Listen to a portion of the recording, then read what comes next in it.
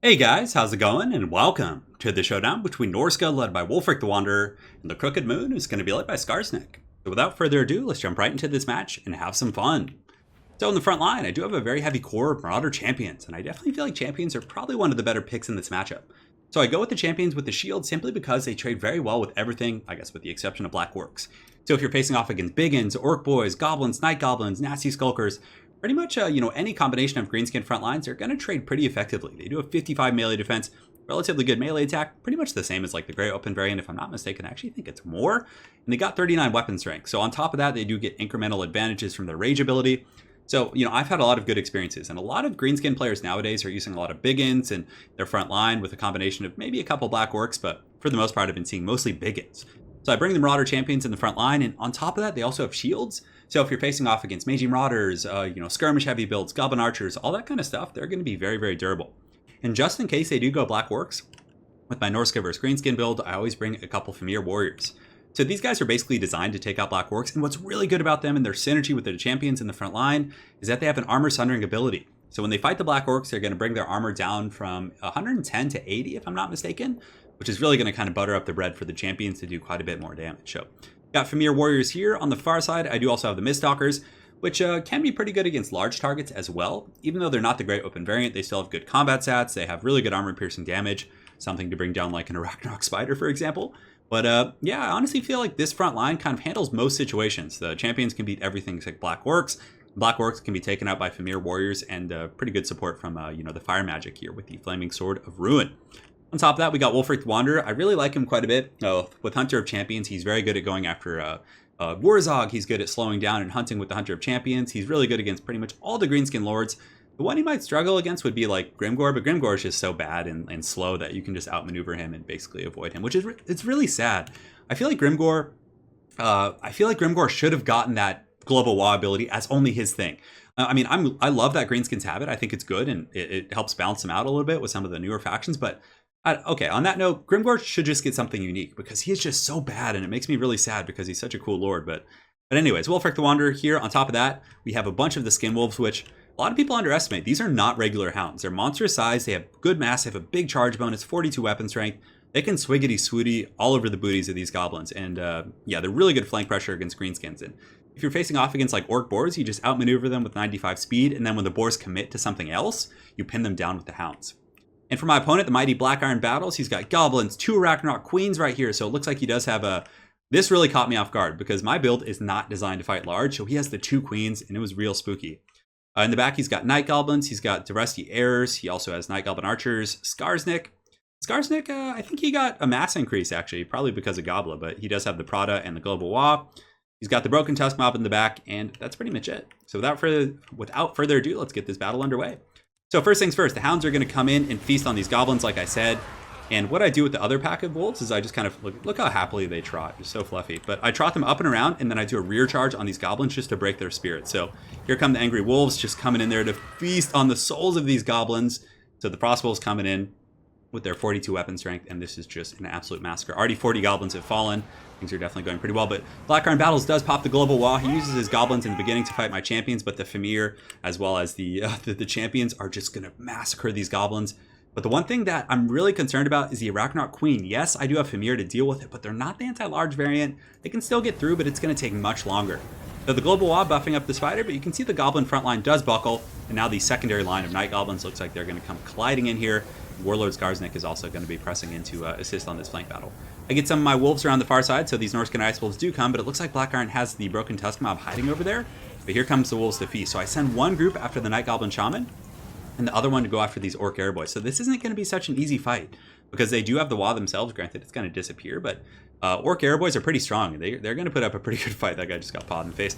But this Goblin Shaman, and that's why these guys are so good, because Norscan Ice Wolves can just hunt these guys into oblivion.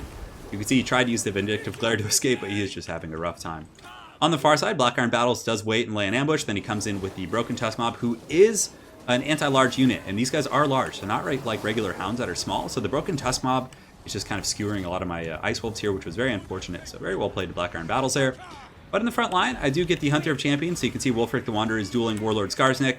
SKARSNIK could put up a pretty good fight, though, because he has anti-large, and you can see that Wulfric got juked out a little bit by him and Gobla. but it looks like he's going to scurry into the battle just to avoid Wulfric.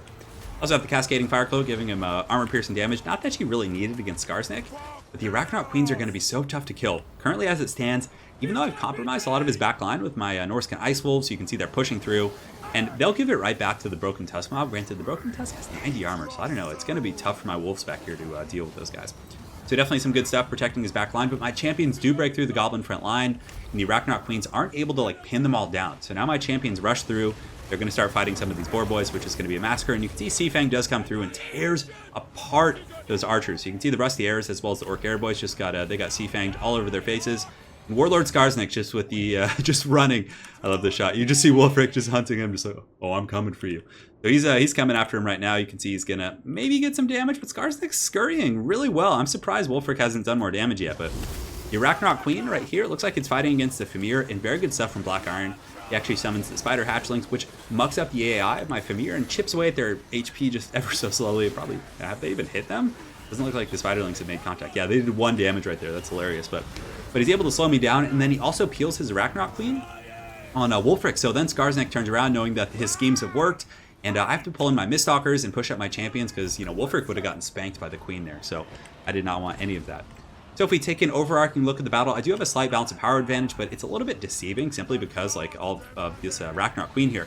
Thankfully, the other one does get chased off the battlefield, so my Firecaster is able to chase that Queen off, which is really, really nice, but he still has the Broken Tusk mob coming in, as well as his Queen, so we'll see if we're going to be able to drag it down. So the champions here continuing to fight, but just getting feasted on by the Spider, and it's just like, oh man, this thing has 150 armor, so I mean, these guys have pretty poor AP as is, so this is going to be a very, very grindy battle. Right here you can see Warlord SKARSNIK with his giant prison shank is going to be him and Gobla. They should be able to take out Famir. I mean, the Gobla just dodged that. It kind of looked like he did, but their kit is basically designed. It looks like he's going to be using his staff right here, and the global wad does go off. Let's go ahead and see what is benefiting from that. So in the back, there's some Arrow Boys coming back. The rest of the Arrows have returned, but I did see them coming back, so I grabbed my Ice Wolves and I make sure to chase those guys. Hopefully getting them off the battlefield. Right here, the Marauder champions are just going to be just shield bashing, just Leonidas shield bashing. And, well, I guess there's some I don't know. I wonder if the champions do Sparta kicks. It seems like it's mostly shield bashes, which is a pretty thematic thing for these Norskins. It looks really cool. But yeah, the Gobos are, they're fighting their hardest here. They got 4 kills, but the champions are basically a hard counter to these type of units. So we should be okay. Granted, Wulfric is a little bit in the danger zone. If, if Gobla and SKARSNIK are able to get on him, but thankfully I have these Famir who have enough mass, and, at this point I'm just like, all right, Wulfric, he needs to get back a little bit because this Spider is just looking a little bit too angry for my liking. But the Arachnoid Queen, you can see the bounce actually just shifted back towards the middle. The Arachnoid Queen is just munching on all my troops, and SKARSNIK really isn't going down terribly quickly. I mean, looks like he's doing some sort of a witchcraft here, but I think the Hunter of Champions goes off, which makes him much squishier for these other troops. 20 armor, 0 armor there, and now he's just going to get pounded by these Marauders. On the outskirts of the battle, you can see the Goblins are still fighting. It looks like the Queen is going to be summoning some Spiderlings back here. I think it looks like it does, and that's why the Arachnoid Queen is so good. And he kind of punished me a little bit for not respecting the large from the Greenskins, because I was like, it's probably just going to be infantry. Typically, Greenskins armies are with like skirmisher caps, so I brought a build to counter that. And man, this was a tough one to get down those Arachnoid Queens, and you can see that Gobla is still fighting in there. So SKARSNIK and Gobla, looks like Wulfric is hunting him. I can't even. It's like playing a game of Where's Waldo with SKARSNIK. You can see he's just in here. Oh, look how scary that squig looks, man. But it looks like he just took out one of those champions with his prison shank. Fighting back to back with his Spider Queen here to the very last, but Gobla unfortunately does break due to army losses. And that's going to be it for the Greenskins. So it was a surprising one against the double Arachnoid Queen. So I guess Wulfric can check off the Arachnoid Queen on his. Isn't that the first in the Norscan trailer? I'm pretty sure the monster he's fighting is the Arachnoid Queen, or not that he's fighting, but when it's in the cave, it shows like the frozen goblin leaning against the wall, and then there's like a dead Arachnoid Queen there. He's like, "We hunt the monsters." Like he's all, yeah. I think that is an Arachnoid Queen, but yeah, this is a build I really like against Greenskins. Granted, if somebody knows you're bringing it, yeah, they can counterplay you, but the Miststalkers, these guys deal pretty well. I've actually since changed the build since I played this game. So I basically just remove the chevrons from the champions, and I get one Famir warrior with great weapons, which is almost equally as good against Black Orcs, and it gives you a good tool against Arachnoids and Biggins and things on Wyverns and war bosses and all that stuff. So that was my one change, but honestly, it's pretty solid. You can chase off skirmishers with the Norscan Ice Wolves. Your front line will win almost every engagement, except against if your opponent just brings 4 Black Orcs, you're going to be in trouble. But intuitively, most Greenskins aren't going to bring Black Orcs because Norsca doesn't have much armor in the front line, so I think they're pretty safe, and if they do go Black Orcs, you can even switch it to Lore of Shadows and just use Pendulums to kill them, and then like use your Familiar and just kind of have effective cycle charging, and use Seafang to kill them in the front line with Wolfric. So there is options either way, but this is kind of a general build to deal with the Greenskins. SKARSNIK, I mean, Black Iron, definitely, he was trying some wild stuff here. He's an innovator, and if you guys haven't seen his channel, make sure to check him out. It's Black Iron Battles. He puts up quick battles every day, I think, and also plays quite a bit of Blood Bowl. So if you guys are looking for some of that hot action, make sure to head on over to his channel.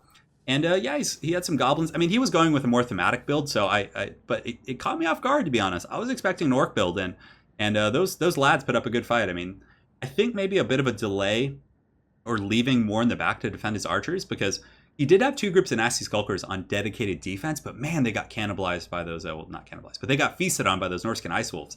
It was just a brutality. So most people are just going to expect regular hounds, which Nasty Skulkers can probably deal with, but the Norscan Ice Wolves are something that you really need to respect on your flanks.